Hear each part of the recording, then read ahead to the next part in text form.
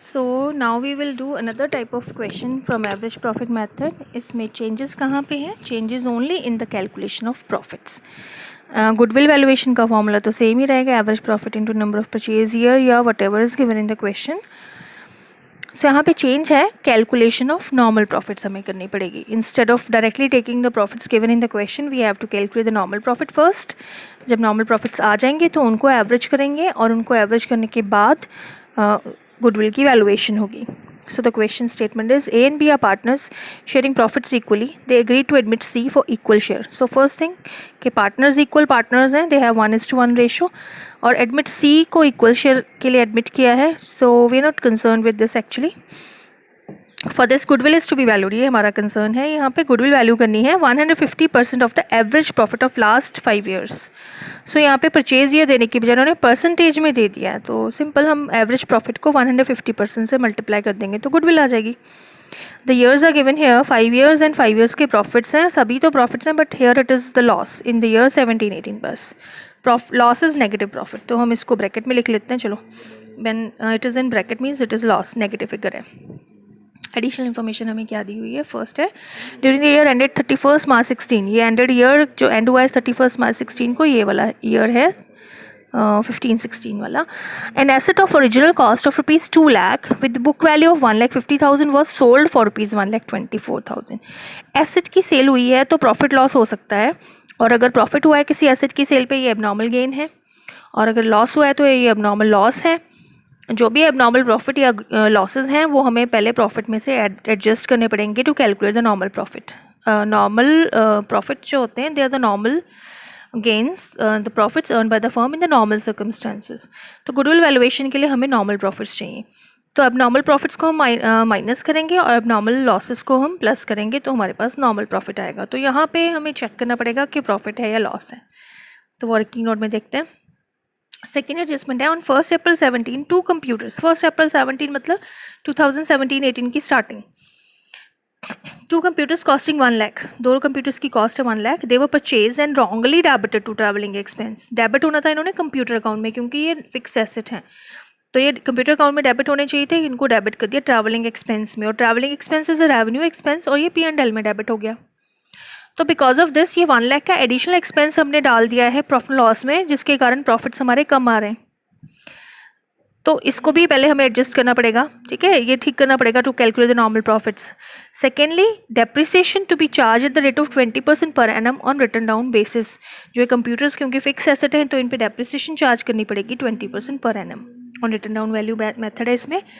तो let us सी कैसे calculate करेंगे हम एवरेज नॉर्मल प्रॉफिट. पहले तो so I have written the years here और प्रॉफिट्स हैं 40,000, 60,000, 1 lakh माइनस 20,000 और 1,50,000. हम इसको एडजस्ट करते हैं. पहली एडजस्टमेंट है वो 31 March 16 की जो 15-16 में आ रही है.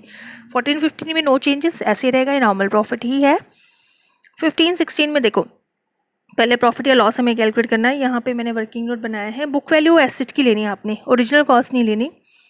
जब बुक वैल्यू दी है तो हम बुक वैल्यू से स्टार्ट करेंगे. 1,50,000 बुक वैल्यू थी और sale price is 1,24,000. Book value में से सेल प्राइस माइनस किया तो लॉस आ गया, क्योंकि बुक वैल्यू ज़्यादा है सेल प्राइस कम है, तो ऑब्वियस है ये लॉस ही होगा, 26,000 का लॉस. तो एबनॉर्मल लॉस है तो इसको प्रॉफिट में ऐड बैक करेंगे. तो 26,000 को हमने प्रॉफिट में ऐड बैक कर दिया तो हमारे पास आया normal profit for the purpose of calculation of goodwill it is 86,000.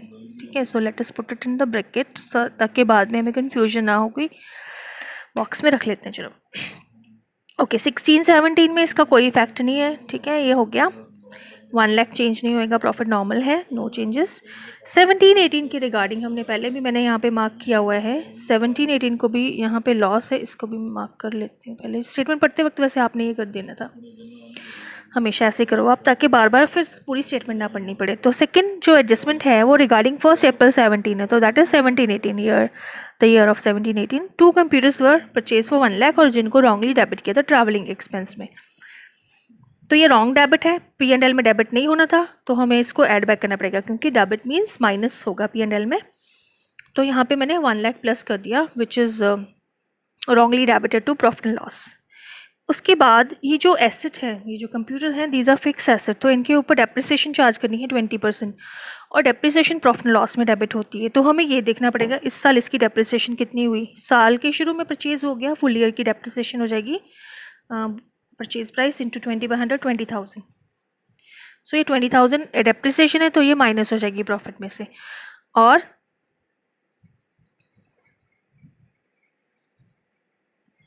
The profits will be, I am going to write them again, 20 plus कर लो, माइनस के हो गए 40,000 माइनस हो जाएंगे, तो ये इट इज़ 60,000।